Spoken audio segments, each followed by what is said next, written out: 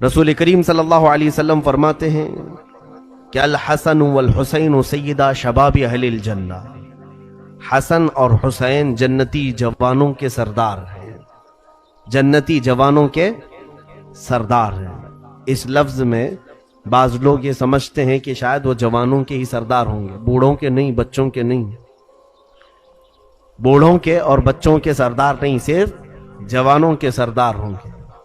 لوگ یہاں دھوکہ نہ کھائیں، اس لیے کہ حدیث پاک میں ہے جنت میں نہ کوئی بچہ جائے گا نہ بوڑھا جائے گا، جو بھی داخل ہوگا وہ جوان ہو کے جائے گا۔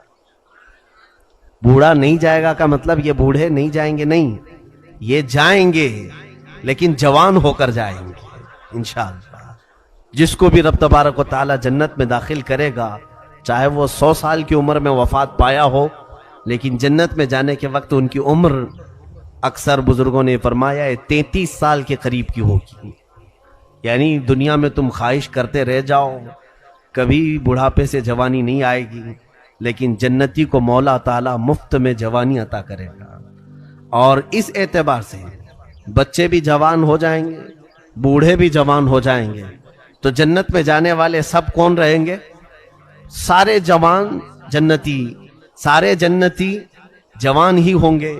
اس اعتبار سے حضور صلی اللہ علیہ وسلم کا یہ فرمانا سیدہ شباب اہل الجنہ، حسن اور حسین جنتی جوانوں کے سردار، اس کا مطلب یہ ہوا کہ کل جنتیوں کے سردار ہیں، کل جنتیوں کے سردار امام حسن اور امام حسین رضی اللہ تعالیٰ عنہما۔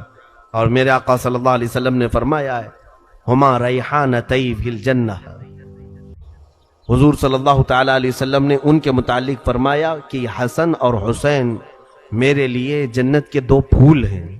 اکثر میرے آقا صلی اللہ تعالیٰ علیہ وسلم انہیں سونگھا کرتے تھے، کبھی ان کی گردن کے پاس، کبھی ان کے رخساروں پر، کبھی پیشانی پر۔ اللہ کے حبیب صلی اللہ علیہ وسلم اپنے لبھائے مبارک رکھتے تھے۔ بوسہ دینا تو ہم سب جانتے ہیں، لیکن صحابہ کہتے ہیں حضور صلی اللہ علیہ وسلم ان کو سونگھا کرتے تھے۔ تو بعض صحابہ نے پوچھا کہ بچوں کو چومنا، بوسہ دینا تو ہم دیکھتے ہیں، آپ ان بچوں کو سونگھتے ہیں؟ رسول کریم صلی اللہ علیہ وسلم نے فرمایا یہ دونوں شہزادے جنت کے پھول ہیں، جنت کی خوشبو ان کے اندر سے آتی ہے۔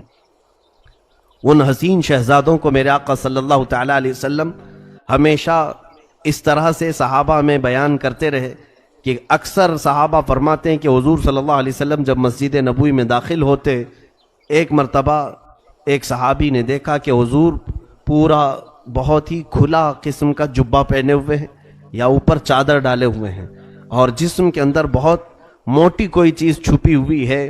ٹھنڈیوں کے دن تھے، صحابہ اکرام نے پوچھا یا رسول اللہ صلی اللہ علیہ وسلم کون سی چیز آپ اپنے اندر لیے ہوئے ہیں؟ رسول کریم صلی اللہ علیہ وسلم نے جبہ جب ہٹایا تو دونوں شہزادے اندر تھے، ہمیشہ سینے سے لگا کر کے رکھا۔ مشکات نبوت ہے وہ سینہ رسول پاک کا، جہاں اللہ کا کلام اترا کرتا تھا۔ اس قلب رسول سے کبھی حسن کان لگائے ہوتے، کبھی حسین کان لگائے ہوتے، تو رسول پاک صلی اللہ تعالیٰ علیہ وسلم کتنی دیر تک اپنی زبان مبارکہ ان شہزادوں کے منہ میں رکھتے تھے۔ اکثر حضرت فاطمہ فرماتی ہیں کہ کبھی بھوک کی شدت ہمارے گھر میں ہوتی، فاقہ ہوتا، تو میں دونوں شہزادوں کو لے کر کے حضور کے گود میں دے آتی۔ رسول کریم صلی اللہ تعالیٰ علیہ وسلم ان دونوں شہزادوں کے منہ میں اپنی زبان رکھتے، پھر بچے رونا بھی بند کرتے، کبھی کوئی چیز کھانے کی یا پینے کی طلب نہ کرتے۔ کیسے طلب کریں گے؟ ساری دنیا کا خزانہ جو وہ اپنے لبوں سے چوس رہے ہوں۔ سیدنا امام حسن اور امام حسین رضی اللہ تعالیٰ عنہ کو جو نسبتیں حاصل ہوئیں، میں کہتا ہوں پوری دنیا میں کسی کو ایسی نسبتیں حاصل نہیں ہوئی۔ انبیاء کرام علیہ السلام کے بعد رسول کریم صلی اللہ تعالیٰ علیہ وسلم کے گھر والوں سے جس طرح سے حسن و حسین کو نسبتیں حاصل ہیں، ماں کے متعلق میرے آقا نے فرمایا جنتی عورتوں کی سردار ہے۔ باپ کے لیے کہا کہ میں جس کا مولا ہوں اس کا یہ مولا ہے۔ باپ جب پوری کائنات کا مولا، ماں پورے جنتی عورتوں کی سردار، اور خود ان کو اللہ کے حبیب نے جنتی جوانوں کا سردار کہا۔ نانا سید الانبیاء ہیں، کون سی فضیلت ان کی زندگی میں نہیں ہے، کون سی نسبت نہیں ہے؟ اس سے بڑھ کر ان کو نسبتیں اور کیا چاہیے؟ حتیٰ کہ رسول کریم صلی اللہ تعالیٰ علیہ وسلم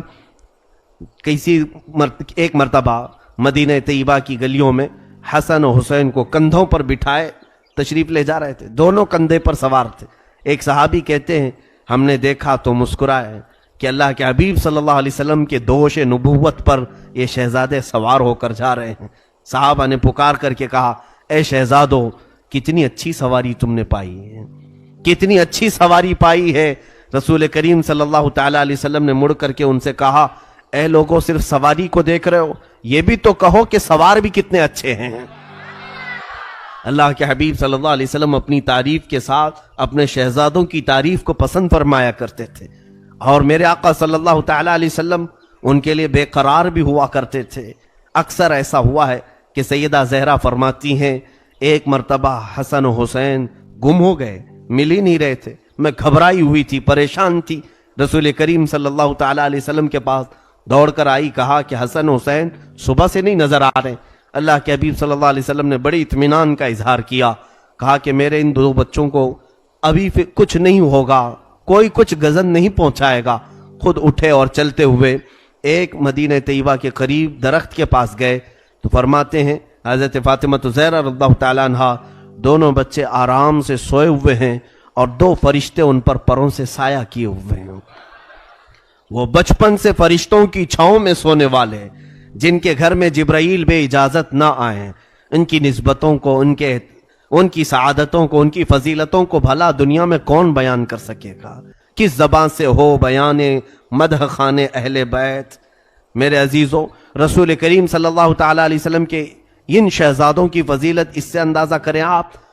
ایک مرتبہ حسن و حسین دونوں گھر میں ہیں، رسول کریم صلی اللہ تعالیٰ علیہ وسلم بچوں کو کھلاتے بھی تھے اکثر، یہاں تک کہ اکثر ایسا دیکھا گیا ہے کہ صحابہ فرماتے ہیں نمازوں کے اوقات میں بھی حسن و حسین کو اپنے مصلی کے قریب بٹھایا کرتے۔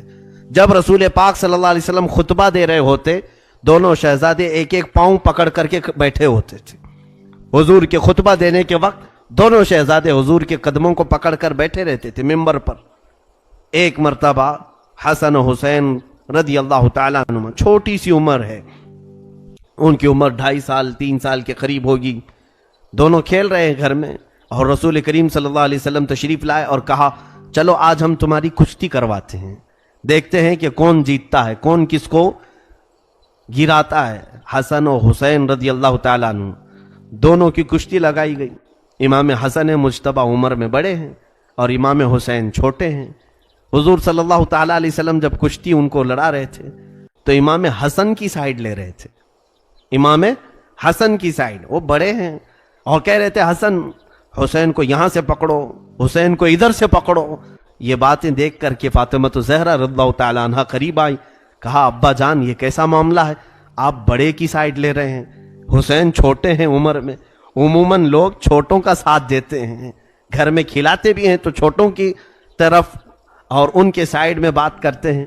حضرت فاطمہ سے رسول پاک نے فرمایا فاطمہ تم نہیں دیکھ رہی، میں ادھر سے حسن کی سپورٹنگ کر رہا ہوں اگرچہ، لیکن ادھر حسین کو جبرائیل تھامے ہوئے ہیں، ادھر جبرائیل حسین سے کہہ رہے ہیں کہ حسین ادھر پکڑو ادھر پکڑو۔ وہ گھرانہ کیسا ہوگا جہاں سید الانبیاء ایک شہزادے کو تھامے اور سید الملائکہ دوسرے شہزادے کو تھامے؟ دنیا نے ایسا کوئی گھر دیکھا ہوگا آج تک؟ دنیا نے آج تک ایسا کوئی گھرانہ دیکھا ہو؟ اور ان دونوں شہزادوں کی دل آزاری مولا کو بھی پسند نہیں تھی، رب ذوالجلال ان دونوں شہزادوں کی دل آزاری کو پسند نہیں فرمایا۔ اس کی بھی ایک روایت ہمیں ملتی ہے، یہ دونوں شہزادے اپنی اپنی تختیوں میں لکھ کر کے لائے، اچھی تحریر کس کی ہے دیکھنے کے لیے۔ وہ جگہ آج بھی مدینہ طیبہ میں زیارتوں کے لیے دکھاتے ہیں کہ ان کا مسابقہ ہوا تھا، کمپٹیشن ہوا تھا، امام حسن اور امام حسین نے تختیوں پر اپنے ہاتھوں سے کچھ لکھا، سیدہ کے پاس آئے اور کہنے لگے امی بتائیں میری تحریر اچھی ہے، میری رائٹنگ اچھی ہے کہ ان کی رائٹنگ اچھی ہے؟ ماں نے دونوں شہزادوں کو دیکھا، دونوں شہزادوں میں کسی ایک کی اچھی بولوں دوسرے کا دل ٹوٹ جائے گا، کسی کے بھی متعلق کہوں۔ انہوں نے کہا کہ یہ فیصلہ اپنے ابا سے کروا لو، علی مرتضیٰ کے پاس۔ دونوں شہزادے وہاں آئے، حضرت علی سے پوچھا تو انہوں نے دیکھا دونوں شہزادوں کو، کس کی اچھی کہوں؟ اگر حسین کی کہوں تو حسن کا برا نہ لگ جائے، حسن کی تحریر کو اچھی کہوں تو حسین کا دل چھوٹا نہ ہو جائے۔ حضرت علی مرتضیٰ نے کہا شہزادوں یہ فیصلہ بڑا گمبھیر ہے. وہ عدالت پر بیٹھنے والے شہسوار علی مرتضیٰ جو بڑے بڑے مسئلوں کو چٹکی میں حل کر دیتے تھے، ان دو شہزادوں کا فیصلہ نہ کرنے کی ٹھان لی اور کہا جاؤ رسول اللہ فیصلہ کریں گے. میرے آقا صلی اللہ علیہ وسلم کے پاس حاضر ہوئے. اللہ کے حبیب صلی اللہ علیہ وسلم نے بھی یہی دیکھا اور پھر آپ کے دل میں بھی یہی خیال آیا. رسول کریم صلی اللہ علیہ وسلم ان شہزادوں کا اتنا خیال کرتے تھے. ظاہر سی بات ہے رسول پاک صلی اللہ تعالی علیہ وسلم نے اپنے سگے بیٹے کو ان شہزادوں پر قربان کیا ہے. حضور کے بیٹے تھے حضرت ابراہیم جو حضرت امام حسین کے ساتھ ہی پیدا ہوئے تھے. دونوں شہزادوں کو لے کر حضور گھر پر بیٹھے تھے. جبرائیل آئے اور کہا کہ ان میں سے آپ کسی ایک ہی کو رکھ سکتے ہیں. اللہ کی منشا یہ ہے کہ یا تو ابراہیم اپنے بیٹے کو رکھیں یا حسین کو. حضور صلی اللہ علیہ وسلم نے فرمایا کہ میں ابراہیم پر حسین کو ترجیح دیتا ہوں، میں اپنے بیٹے کو قربان کرتا ہوں. 3 دن کے بعد حضرت ابراہیم کا انتقال ہو گیا، حضور کے بیٹے کا.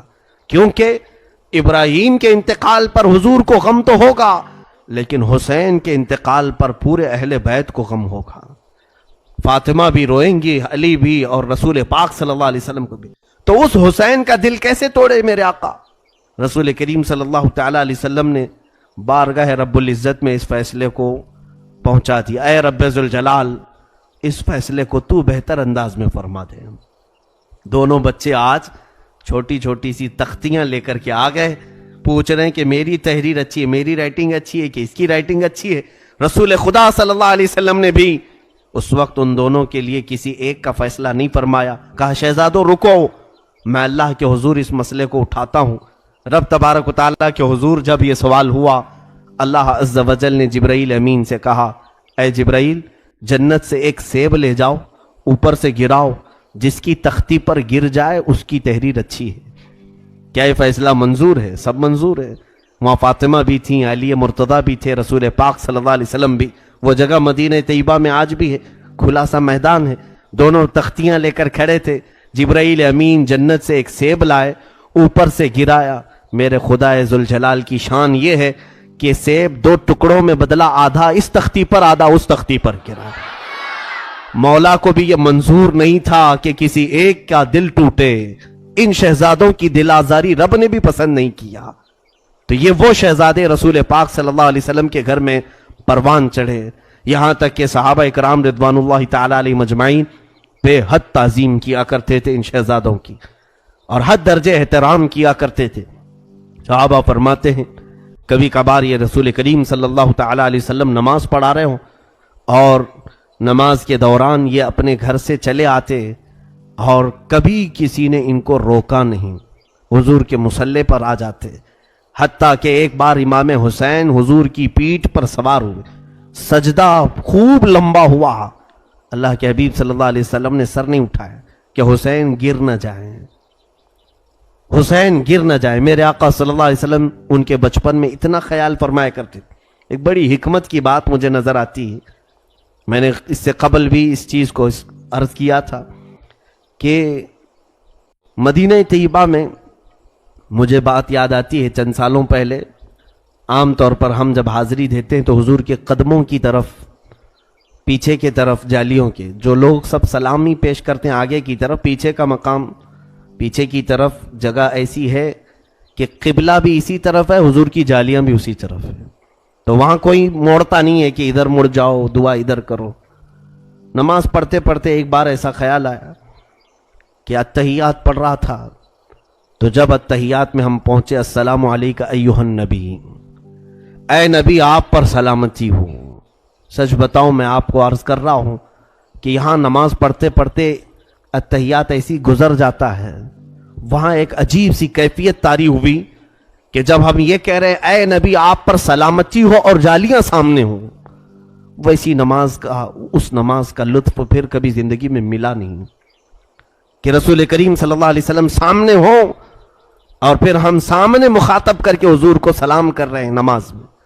اب یہاں پر ایک بات یاد آتی ہے، صحابہ اکرام کا معمول یہ تھا کہ ان سے پوچھا جائے کہ یہ چھوٹے سے ننھے سے بچے نمازوں میں سامنے آ جاتے تھے، ہمارے بچے آئیں تو تھپڑ مار کر کے نکال دیے جائیں مسجدوں میں. نمازوں میں خرابی پیدا کریں گے تو ہوں، لیکن حسنین کریمین چھوٹی عمر میں جب صفوں میں سامنے آتے تو صحابہ خوش ہو جاتے تھے، صحابہ انہیں ہٹاتے نہیں تھے۔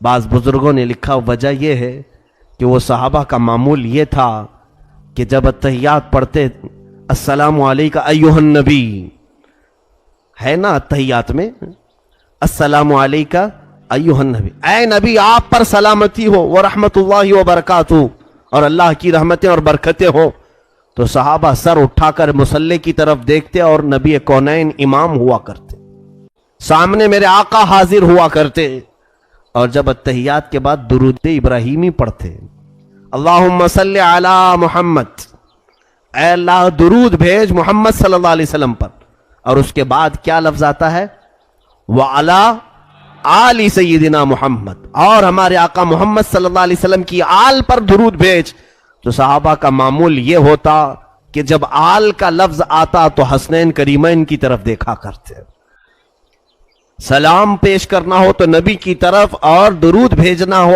آل کی طرف تو حسنین کو دیکھا کرتے۔ تو اس کا مطلب یہ ہے کہ ان کا نمازوں میں سامنے ہونا بھی نماز کو خراب نہیں کرتا اور نہ ہی نماز کو کم کرتا ہے۔ اسی لیے امام شافعی رحمۃ اللہ تعالی علیہ نے فرمایا ہے کہ اگر لوگ یہ کہتے ہیں اہل بیت سے محبت کرنے کا نام ہی شیعہ ہے، رافضی ہے، امام شافعی رحمۃ اللہ علیہ نے فرمایا ہے کہ اگر اہل بیت سے محبت کا نام رافضیت ہے، شیعیت ہے، تو سن لو اے لوگوں میں شیعہ ہوں، میں رافضی ہوں۔ یہ بہت بڑا جملہ ہے، کیوں؟ صرف اہل بیت سے محبت کا نام شیعہ نہیں ہے، رافضی نہیں ہے، بلکہ امام شافعی رحمۃ اللہ علیہ نے فرمایا کہ اہل بیت وہ ہیں کہ ان کی فضیلت قرآن میں اتری ہے اور ان پر درود بھیجے بغیر نماز کمپلیٹ نہیں ہوتی، نماز مکمل نہیں ہوتی ہے۔ رسول کریم صلی اللہ تعالی علیہ وسلم کے گھر والوں کو عام گھر والوں کی طرح نہ سمجھیں۔ اللہ کے حبیب صلی اللہ علیہ وسلم نے فرمایا الا ان مثل اہل بیتی کمثل سفینۃ نوح من رکبها نجا ومن تخلف عنها ہلک۔ اللہ کے حبیب صلی اللہ علیہ وسلم فرماتے ہیں میرے اہل بیت نوح علیہ السلام کی کشتی کی طرح ہیں، جو اس میں سوار ہوا وہ نجات پایا اور جو پیچھے رہ گیا وہ ہلاک ہو گیا۔ جو دامان اہل بیت تھاما رہا انشاءاللہ وہ سرخرو رہے گا، سرفراز رہے گا، کامیاب رہے گا، اور جو ان سے پیچھے ہوا یا ان کی دشمنی کیا، ان سے بغض و نفرت کیا، وہ ہلاک ہو جائے گا۔ حضور نے فرمایا میرے اہل بیت کی مثال کس کی طرح ہے؟ نوح علیہ السلام کی کشتی کی طرح ہے، یہ کشتی نوح کی مانند ہیں۔ رسول کریم صلی اللہ تعالی علیہ وسلم کی یہ عطرت ہیں، میرے آقا نے ہم سب کو عطا کیا ہوا یہ گھرانہ ہے۔ اسی لیے ہمارے امام اہل سنت فاضل بریلوی رحمۃ اللہ تعالی علیہ نے اسی گھرانے کے متعلق یہ فرمایا تھا یا رسول اللہ تیری نسل پاک میں ہے بچہ بچہ نور کا، تو ہے عین نور، تیرا سب گھرانہ نور کا۔ یقیناً وہ نور کا گھرانہ ہے۔ اہل بیت کی گستاخی کفر تک لے جاتی ہے، رسول اللہ کی آل اور ان کی اولاد کی بے حرمتی انسان کو غارت کرتی، تباہ کرتی، اور میرے آقا صلی اللہ تعالی علیہ وسلم ناراض ہوتے ہیں۔ یہاں تک کہ بزرگوں نے فرمایا اہل بیت میں اگر کوئی عمل کی خرابی بھی دیکھو تو اس سے اچھی طرح سے اصلاح کی کوشش کرو، لیکن ان کی بے حرمتی نہ کرو، کیونکہ نسب تو باقی ہے۔ جب تک یا لوگوں کی طرف سے ہو یا اہل بیت سے محبت کرنے والے معتدل لوگوں کی طرف سے ہو، لیکن حسین کا نام ہر کوئی وہاں پر لیتا ہے۔ تھی تو وہ زمین یزیدی لشکریوں کی، فتح تو انہیں حاصل کرنا تھا، کٹے ہوئے لاشیں تھے وہاں پر کوئی نہیں تھا، لیکن لوگ اس وقت فتح مبین اعلان کر رہے تھے، یزیدی لشکر فتح ہو گیا۔ اے ظالموں کہاں ہے وہ تمہاری فتح؟ 14 صدیاں گزر گئی، فتح کا جھنڈا اب بھی کربلا میں حسین کا لہرا رہا۔ آج کربلا کا وہ کوئی میدان وہاں نہیں، بڑی بڑی عمارتیں کھڑی ہیں پورے میدان میں، اور روضہ امام حسین جو بنا ہے اللہ اکبر، اسے حرم حسین کہا جاتا ہے۔ دروازے تک سونے سے کلئی کیے گئے، گنبد پاک کو سونے سے رنگا گیا ہے، اور وہ حسین کا گنبد آج پوری شہر میں اجالا کر رہا ہے۔ کربلا میں ایک ہی قبر میں باقی 70 لوگ دفن ہیں، اور حسین ابن علی رضی اللہ تعالیٰ عنہ اور ننھے علی اصغر ایک قبر میں دفن ہیں، اور قریب ہی تھوڑے فاصلے پر عباس علمبردار بھی دفن ہیں۔ وہاں پر برسوں ان کی قبریں رہی، آج تو وہ روضہ حسین لاکھوں لوگوں کے جمع ہونے کا مرکز بنا ہوا ہے، لاکھوں لوگ وہاں جمع ہوتے ہیں، اور پھر روضہ حسین سے ہم سب تبرک حاصل کرتے ہیں۔ آج بھی ہمارے گھروں میں بچے پیدا ہوتے ہیں تو ہم میں سے آج تک کسی نے یزید نام نہیں رکھا، حسین نام رکھنے پر فخر کرتے ہیں۔ تم ڈھونڈو گے تو محلے میں کوئی نہ کوئی حسین تمہیں مل ہی جائے گا۔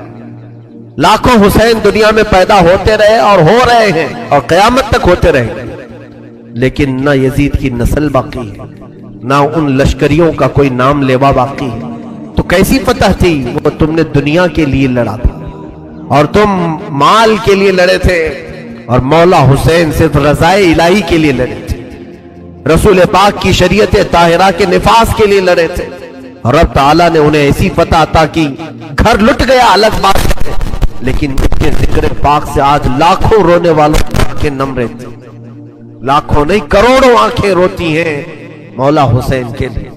کیا آج ہر گھر میں حسین ابن علی کا تذکرہ نہیں ہوتا؟ مائیں اپنے بچوں کو حسین کے واقعات نہیں سناتی؟ میرے عزیزو، اصل فتح تو یہ ہے جو حسین ابن علی کو حاصل تھی۔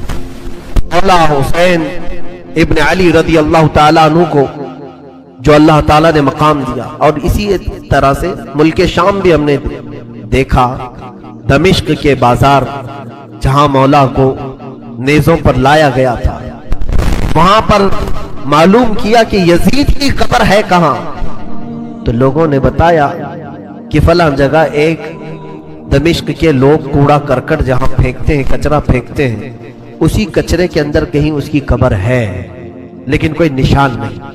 تاریخ میں ہے کہ یہ جگہ قبر یزید ہے، اس جگہ پر یزید دفن ہوا تھا، اور اسے ایک بڑی بیماری لگی تھی، اس بیماری میں وہ مرا تھا۔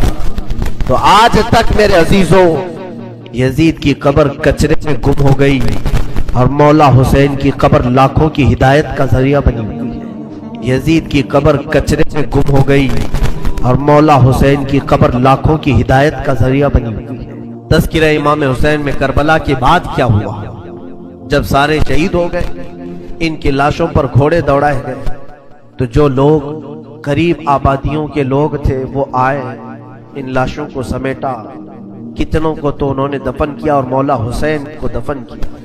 اب بیبیاں خیمے میں تھیں، قیدی بنائی گئی، سیدہ زینب فاطمہ زہرا کی سگی بیٹی، حسین ابن علی کی سگی بہن، زوجات امام حسین بی بی سکینہ ہیں۔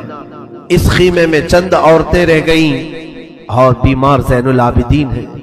یزیدی لشکر کی طرف سے لوگ آئے اور کہا کہ اپنے ہاتھ آگے بڑھاؤ۔ ہاتھ آگے بڑھائے گئے تو ان کو ہتھکڑیاں ڈال دی گئی۔ رسول اللہ کے گھر والوں کو ہتھکڑیاں ڈال کر باہر نکالا گیا، خیمے اجاڑ دیے گئے۔ بعض روایات یہ بتاتی ہیں کہ خیموں میں آگ لگا دی گئی۔ جب خیمے جل گئے، شام کا وقت تھا، مغرب کے بعد یہ لٹا ہوا تاخت و تاراج قافلہ کوفہ کی طرف جا رہا تھا۔ کربلا سے اب یہ کوفہ جا رہے تھے، لیکن ظالموں نے جتنے شہید ہوئے تھے ان کے سر سنبھال کر رکھے تھے۔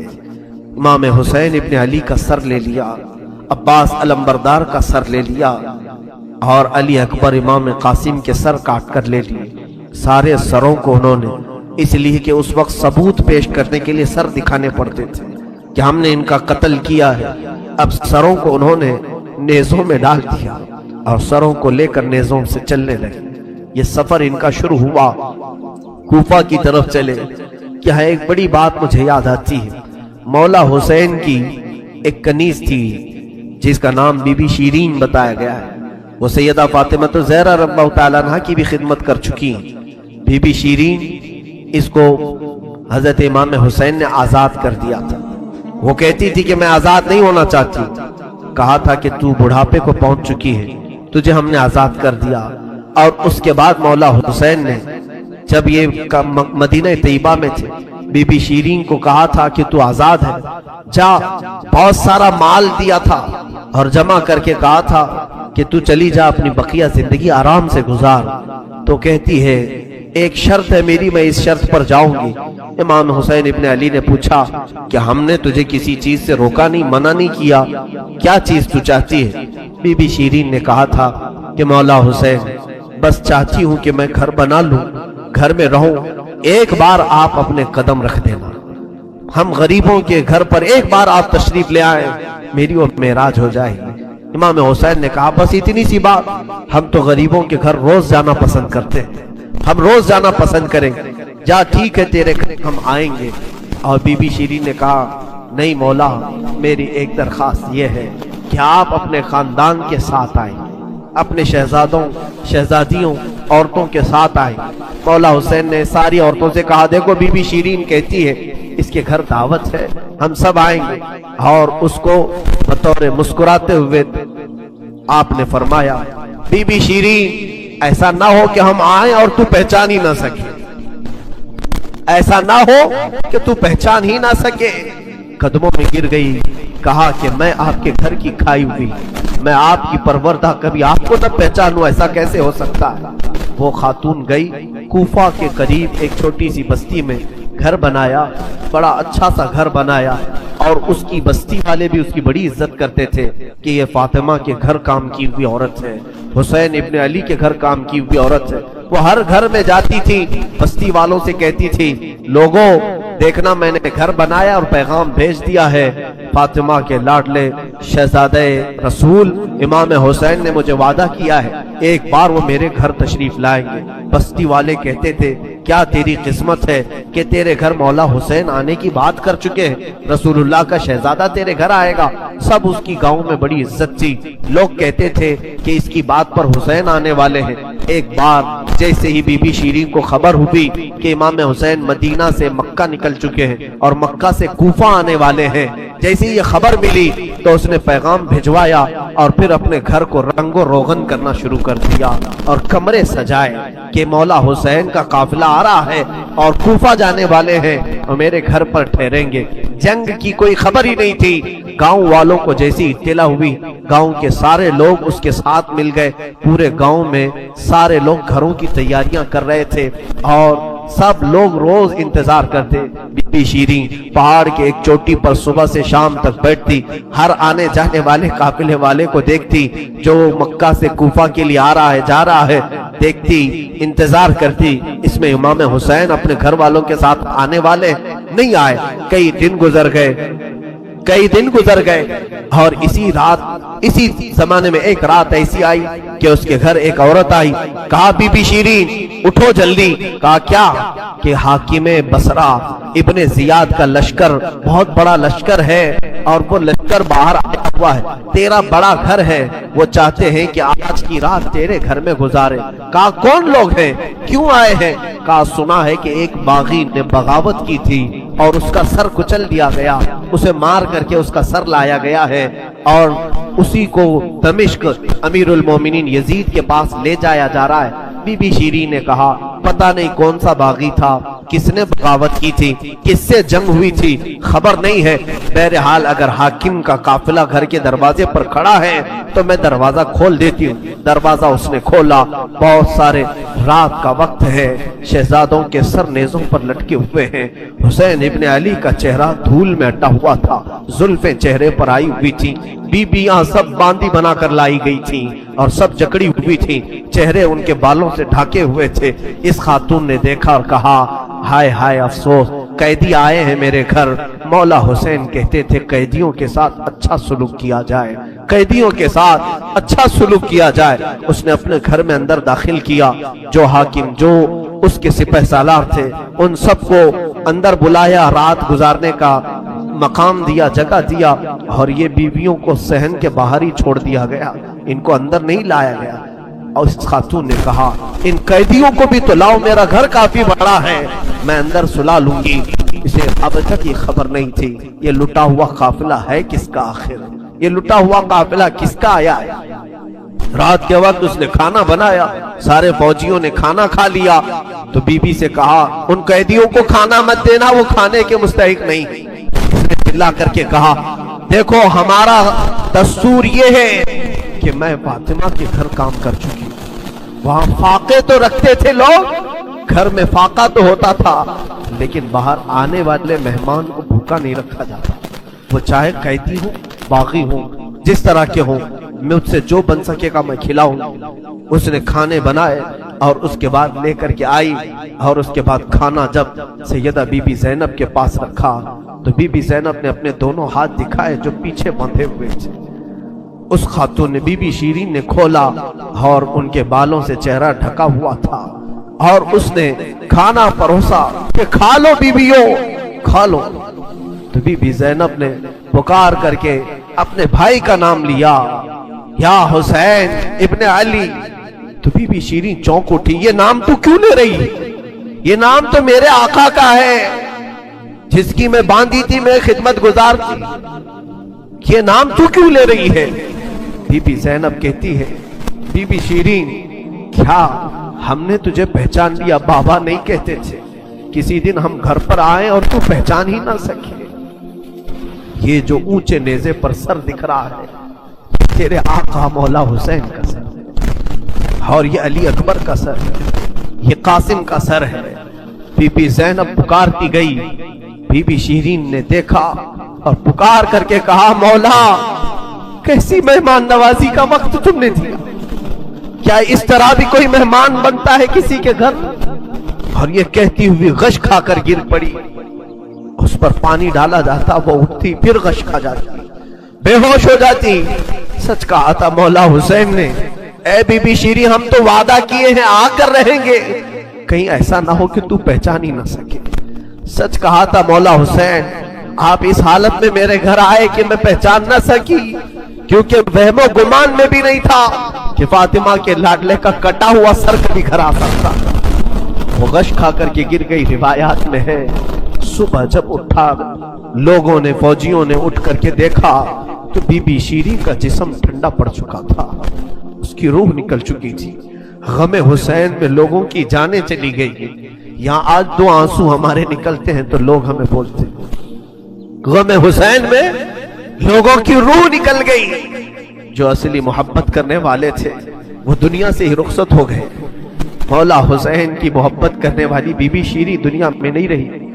کہا آخری جملے اس کے یہ تھے گھر بڑی آن شان سے اس لیے بنایا تھا کہ ایک بار مولا قدم رکھیں گے. اب انہوں نے قدم رکھ دیا تو اب جینے میں کوئی مزہ نہیں. اب میری زندگی کی تمنا پوری ہو گئی. اس کے بعد یہ قافلہ نکلا کوفہ کی طرف جا رہا تھا. ابن زیاد تک پہنچنا تھا. حاکم بصرہ حاکم کوفہ عبید اللہ بن زیاد کے پاس یہ قافلہ جانے سے پہلے کئی منزلوں پر رکا. دوسری رات آئی تھی. دوسری رات ایک گرجا گھر کے پاس ان کا قیام ہوا. وہ ایک عیسائی کا گرجا تھا وہاں پر قیام ہوا. عیسائی نے دیکھا کہ بہت سارے کٹے ہوئے سر آئے. اس نے بھی اپنے چرچ میں رکنے کی اجازت دی. ہائے افسوس عیسائی بھی رحم کھا رہے ہیں. کیسے وہ مسلمان تھے جو رسول اللہ کے گھر والوں پر رحم نہ کھا سکے. عیسائی نے رکنے کا وہاں پر رکنے کی اجازت دی. اس کے بعد کہا رات کو اس نے کہا کہ یہ جو سروں پر یہ جو نیزوں پر سر ہیں کیا یہ ہمیں ایک رات کے لیے دو گے؟ لوگوں نے کہا لے لو لے لو لیکن امانت کے ساتھ واپس کرنا کہ یہ ہمیں دمشق پہنچانا ہے. اس نے سر حسین کو لیا دھول کو صاف کیا اس لیے کہ اسے دور سے اس چہرے میں کچھ چمک نظر آ رہی تھی. اس عیسائی راہب نے رات کے وقت دیکھا ایک تخت پر رکھ کر کے سر حسین کا غور سے مطالعہ کرنے لگا اور اپنی پرانی کتابوں سے ملانے لگا. پرانی کتابیں پڑھتا تھا اور چہرہ دیکھتا تھا بار بار دیکھتا تھا. پھر چیخ کر کے کہا ہاں میں اپنے مقام کو پہنچ گیا اس لیے کہ مقدس کتابوں میں لکھا ہوا ہے نبی کے آخری نبی کا نواسا ظلمن قتل کیا جائے گا اور اس راستے سے جائے گا اور یہاں کی گرجا میں اگر رکے تو گرجا میں جو خدمت گزار ہے وہ اس کی خدمت کرے مولا اسے جنت عطا کرے گا. ایک بات ہے میں یہاں پر کلیئر کر دیتا ہوں. بعض ایسے لوگ ہیں جو تحقیقات کی بنیاد پر یہ کہتے ہیں کہ یزید تو افسوس کر رہا تھا امام حسین کے قتل پر وہ راضی نہیں تھا. ہم کہتے ہیں یہ قتل ہو جانے کے بعد آنسو بہانا اور راضی نہ ہونے کا ڈھونگ کرنا یہ بات الگ ہے. اگر یزید حقیقت میں راضی نہیں تھا تو امام حسین کے قتل کے سلسلے میں جتنے کوفہ میں گئے تھے ان کو پکڑ کر سزا بھی تو دے سکتا تھا، لیکن سزا کسی کو نہیں دی گئی۔ اس کا کیا مطلب ہے؟ ایک طرف تم رو کر کے لوگوں کو بتا رہے ہو کہ میں اس سے راضی نہیں تھا، اگر تم راضی نہیں تھے تو عبید اللہ بن زیاد، عمرو بن سعد، شمر، خولی، یہ جن لوگوں نے مولا حسین کے ساتھ ظلم کیا اور ان کے بچوں کو مارا ہے، یزید بھرے دربار میں بلا کر کہتا کہ انہوں نے میری رضا کے خلاف کام کیا ہے، رسول اللہ کے بیٹے کا قتل کیا، لہٰذا ان کا قتل ہوگا، کہیں تاریخ میں نہیں ملتا ہے۔ تو لہٰذا یہ ڈھونگ رچانا یہ ایسا ہی ہے میرے عزیزوں کہ صرف اتنا بیان دے دینا کہ ہمیں کھیت ہے، ہمیں افسوس ہے، یہ تو پولیٹیشین جیسے آج بھی کرتے ہیں، سیاسی لوگ، قتل ہو جائے، پورا کا پورا گاؤں جل جائے، اور اس کے بعد تم ایک سٹیٹمنٹ دے دو کہ ہمیں کھیت ہے، ہمیں افسوس ہے اس بات کا۔ تو کیا اتنا کہہ دینے سے ساری چیزیں ختم ہو جائیں گی؟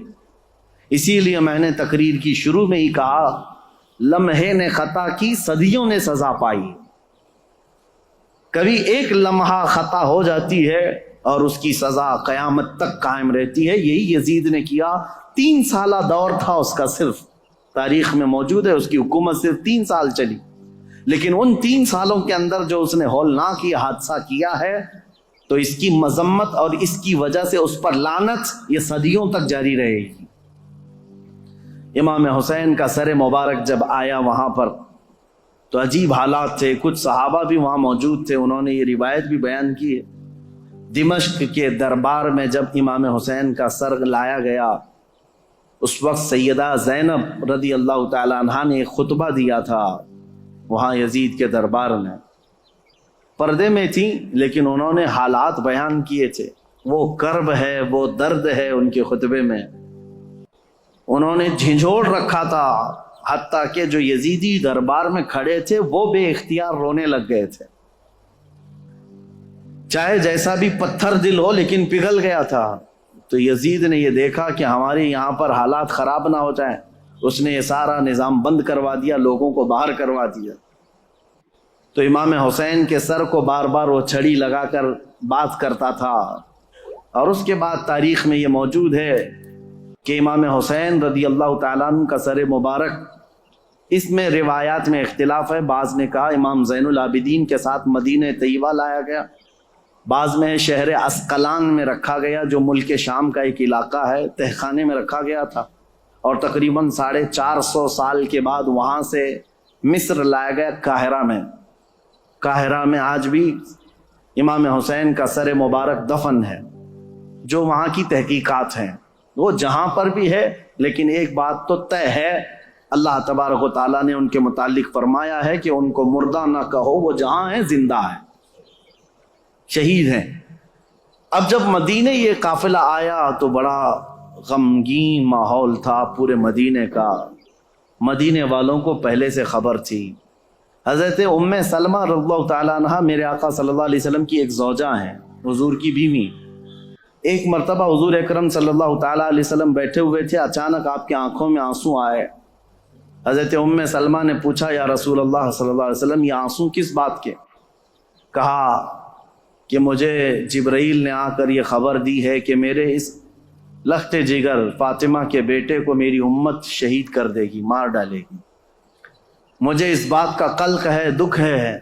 اور جبرائیل نے ایک شیشی میں مجھے مٹی لا کر کے دی، وہ اس کربلا کے میدان کی، اور وہ حضرت ام سلمہ کو دے دیا۔ حضور نے کہا کہ یہ شیشی سنبھال کر کے رکھنا، جس دن دیکھنا کہ اس کی مٹی لال ہو گئی تو سمجھ لینا کہ میرا بیٹا شہید ہو گیا۔ تو حضرت ام سلمہ رضی اللہ تعالیٰ عنہ اس وقت موجود تھیں، باحیات تھیں، رسول اللہ صلی اللہ علیہ وسلم کی زوجہ۔ وہ کہتی ہیں کہ وہ شیشی میں نے رکھی تھی، اور جس دن یہ کربلا کا واقعہ پیش آیا اس دن انہوں نے خواب بھی دیکھا حضور صلی اللہ تعالیٰ علیہ وسلم کو، کہ نبی کریم صلی اللہ تعالیٰ علیہ وسلم گرد و غبار جھاڑتے ہوئے، اپنے لباس کو جھٹکتے ہوئے تشریف لا رہے ہیں۔ تو حضرت ام سلمہ نے حضور کو خواب میں دیکھ کر پوچھا، یا رسول اللہ صلی اللہ تعالیٰ علیہ وسلم، کون سے لمبے سفر سے آپ تشریف لا رہے ہیں کہ گرد و غبار آپ جھاڑتے ہوئے تشریف لا رہے ہیں؟ میرے آقا صلی اللہ تعالی علیہ وسلم نے فرمایا، اے ام سلمہ، میری امت کے اشقیاء نے میرے بیٹے کو اور میرے خاندان کو کاٹ دیا، قتل کر دیا کربلا کے میدان میں۔ ان کی سب کی لاشیں میں جمع کرتا کرتا سب کو دیکھتا ہوا وہاں سے آ رہا ہوں، کربلا کے میدان سے تھکا ہوا۔ حضرت ام سلمہ کہتی ہیں کہ میں گھبرا گئی، یہ خواب دیکھی تھی رات کو۔ صبح وہ جلدی اٹھتی ہیں، یہ عاشورہ کا دن تھا۔ وہ فرماتی ہیں کہ میں جلدی سے جا کر اس شیشی کو یاد کرتی ہوں جو میرے آقا صلی اللہ علیہ وسلم نے مجھے زندگی میں دیا تھا۔ وہ ویسی سنبھالی رکھی ہوئی تھی، جا کر دیکھا تو اس شیشی کے اندر مٹی نہیں، پورا خون جمع تھا۔ حضرت ام سلمہ کہتی ہیں میں نے مدینے والوں کو اسی دن اطلاع دے دی کہ اے اہل مدینہ، رسول اللہ کا بیٹا شہید ہو گیا۔ اس وقت کوئی ٹیلی گرام نہیں تھا اور نہ ہی کوئی ایسی تیز خبریں لانے والا انٹرنیٹ یا موبائل یا فون کا سسٹم تھا، مواصلات تو نہیں تھے۔ خبریں جو آتی تھی کوئی قاصد خبر لے کر کے آتا تب پتہ چلتا، وہ بھی خبریں کبھی 8 دن کے بعد 10 دن کے بعد پہنچتی تھی۔ لیکن مدینے والوں کو اسی دن خبر پہنچ گئی تھی کہ امام حسین کا قتل ہو گیا۔ یہ حضرت ام سلمہ نے خبر دی تھی۔ مدینے والوں نے آ کر کے پوچھا کہ یہ حالات ایسے ہو گئے۔ اس کے بعد پھر اس دن سے لے کر ہر دن مدینے والے انتظار میں رہتے کہ رسول اللہ کا یہ خاندان اہل بیت کب یہ واپس مدینے آئیں گے۔ تو ملک شام سے وہ لوگ واپس جب مدینے آ رہے تھے تو پورا مدینہ باہر نکل گیا تھا، پورا مدینہ باہر نکل گیا تھا۔ اور وہاں پر جو بچی ہوئی عورتیں تھیں، سیدہ زینب اور امام حسین شہید کربلا کی 2 بیویاں جو بیوہ ہو گئیں، اور امام زین العابدین اور امام حسن کے 2 بیٹے، چھوٹا سا ایک قافلہ واپس مدینے آ رہا تھا۔ تو مدینے والے کہتے ہیں جیسے ہی وہ قافلہ مدینے کے اندر آیا تو لوگوں کی ایسی چیخیں بلند ہو گئیں، لوگ دیکھتے رہ گئے، کیونکہ رسول اللہ کے گھر کے کچھ افراد مدینے میں ابھی بھی موجود تھے۔ حضرت بی بی سغرا اور امام حسین کی اور ایک بیوی یہاں پر موجود تھی۔ سب انتظار کرتے رہ گئے، اور جیسے ہی یہ لٹا ہوا قافلہ آیا تو مدینے والے کہتے ہیں ایک وہ دن تھا جب رسول پاک صلی اللہ تعالی علیہ وسلم کی وفات ہوئی، اس دن مدینہ سب سے زیادہ رویا تھا، اور دوسرا یہ دن تھا جب امام حسین کا قافلہ، لٹا ہوا قافلہ مدینے میں داخل ہوا تھا تو مدینہ سب سے زیادہ رویا تھا۔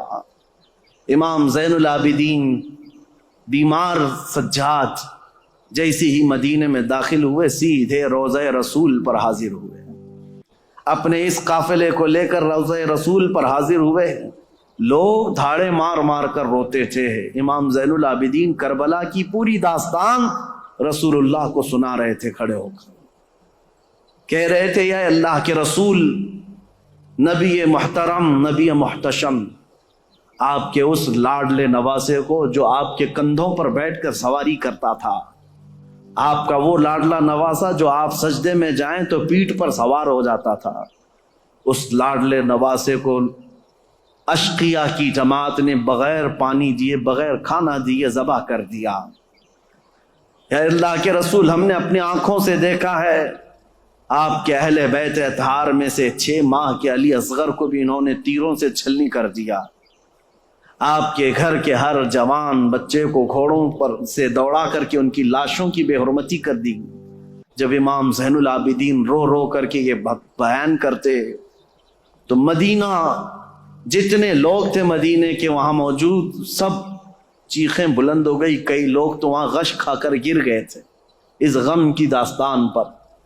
اس کے بعد امام زین العابدین جب تک زندہ رہے، کبھی ان کو کسی نے ہنستے ہوئے نہیں دیکھا، کبھی مسکراتے ہوئے نہیں دیکھا۔ بعض روایتیں بتاتی ہیں کہ امام زین العابدین رضی اللہ تعالیٰ عنہ کو لوگ ہنسانے کی کوشش کرتے، کہتے کہ وہ حالات ہو گئے ختم، اب تو آپ معمول کے حالات پر آ جائیں۔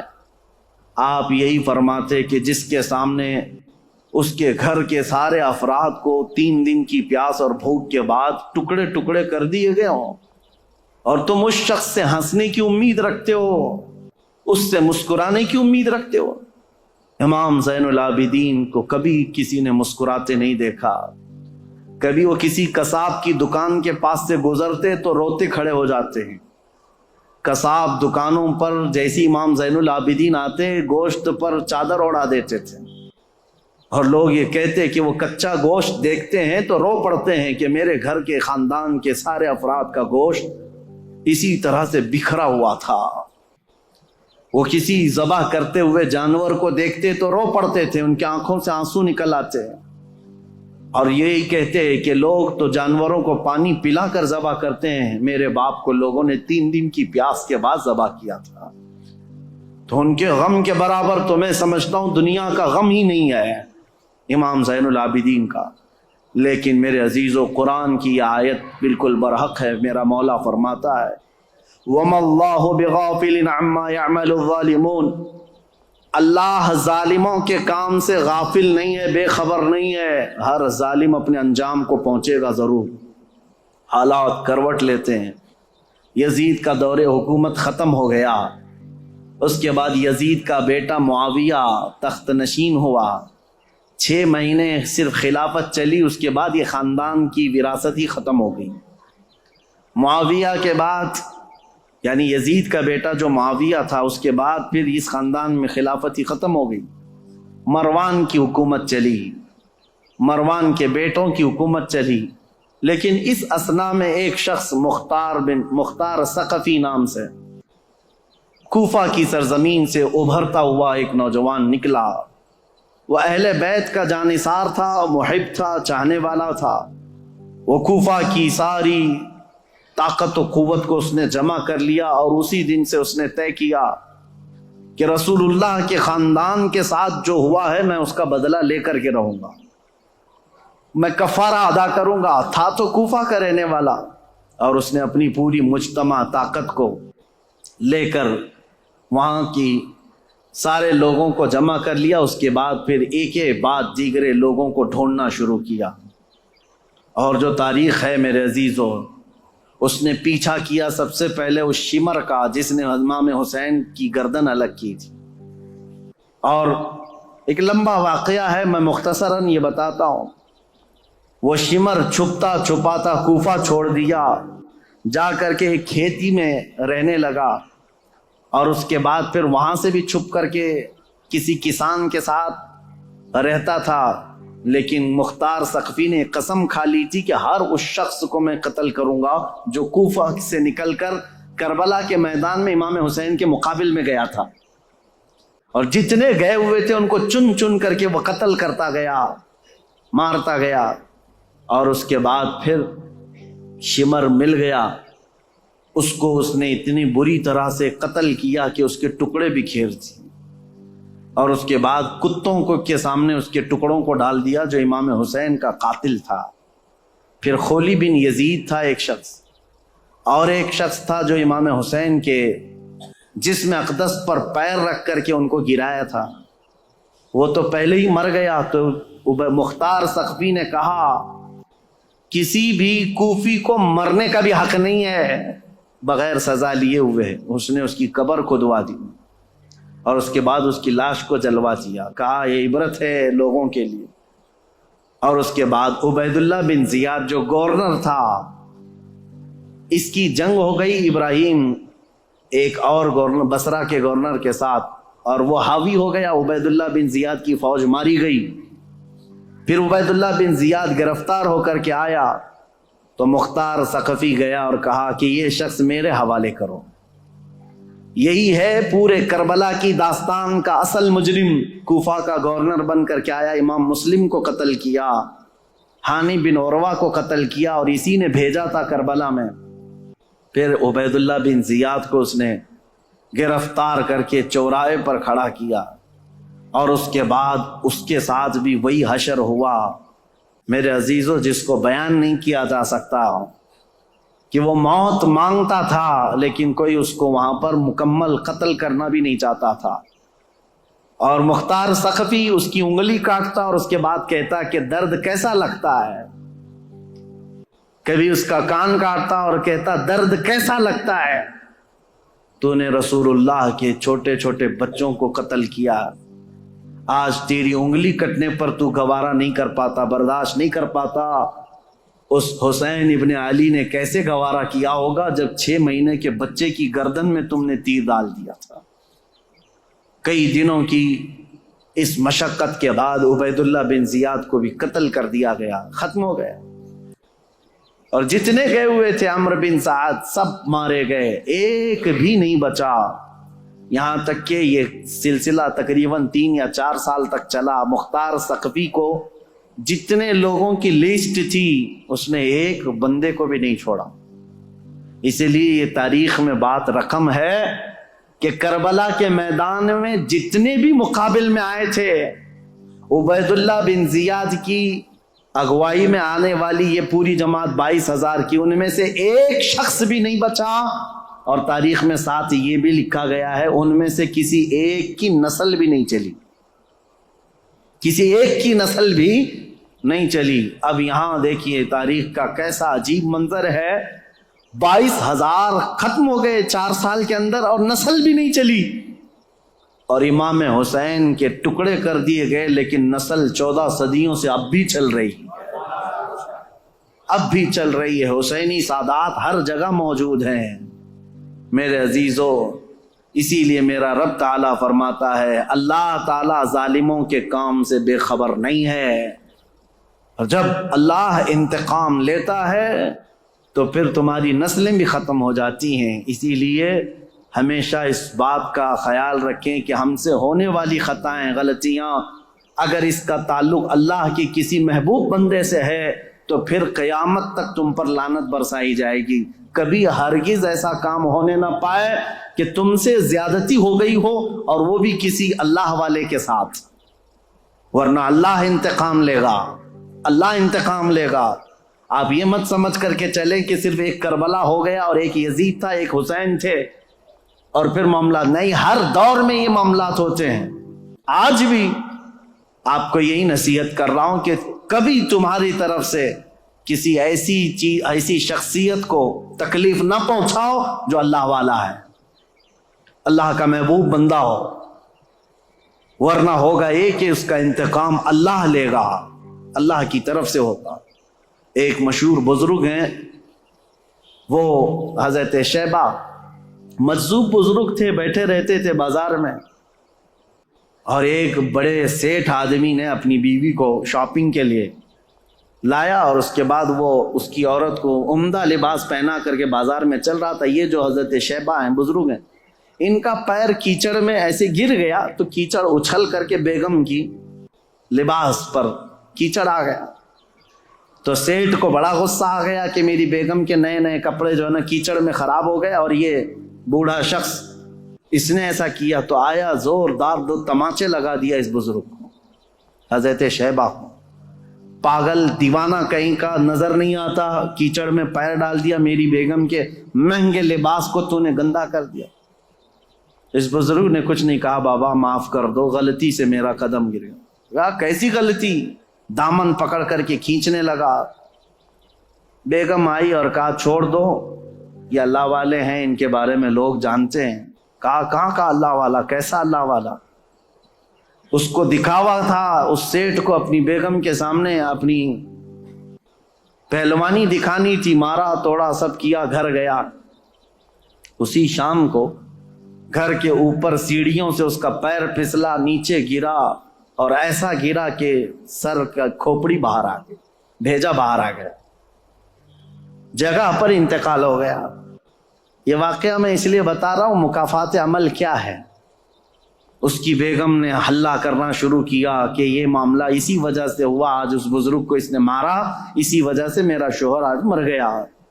لوگ جمع ہوئے، سب کے پاس یہ عورت یہی کہتی تھی کہ اسی وجہ سے ہوا ہوگا، اسی وجہ سے ہوا ہوگا۔ لوگوں نے کہا چلو ہم پوچھتے ہیں ان سے، کیا آپ نے ایسی بد دعا کر دی اس بندے کو کہ مر ہی گیا بیچارہ؟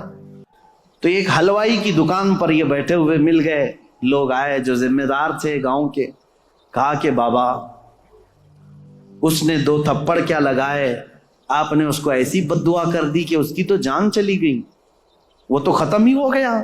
کہا کیسے ہوئے؟ لوگوں نے بتایا سیڑھیوں سے گرا اور نیچے گرا تو بھیجا ہی باہر آ گیا، مر گیا۔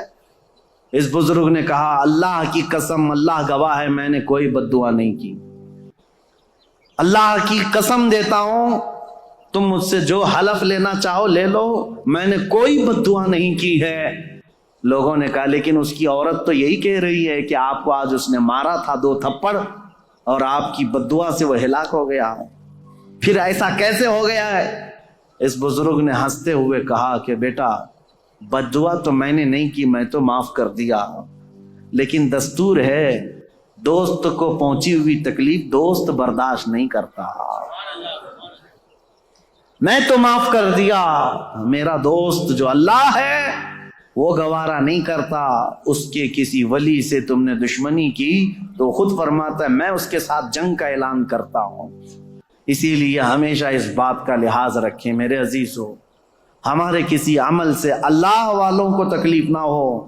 دیکھو رسول اللہ کے اہل بیت یہ اللہ والے تھے، امام حسین تکلیف پہنچی تو آج تک وہ یزیدی ذلیل ہیں اور لعنت کے پھٹکار ان پر برس رہے ہیں اور صبح قیامت تک ہوتے رہیں گے انشاءاللہ۔ اگر آپ کو مفتی سلمان اظہری صاحب کا بیان پسند آیا ہو تو ہمارے چینل کو لائک، شیئر اور سبسکرائب کرنا نہ بھولیں۔ اللہ حافظ۔ آپ کو مفتی سلمان اظہری صاحب کا بیان پسند آیا ہو تو کمنٹ باکس میں اپنی رائے دیجیے۔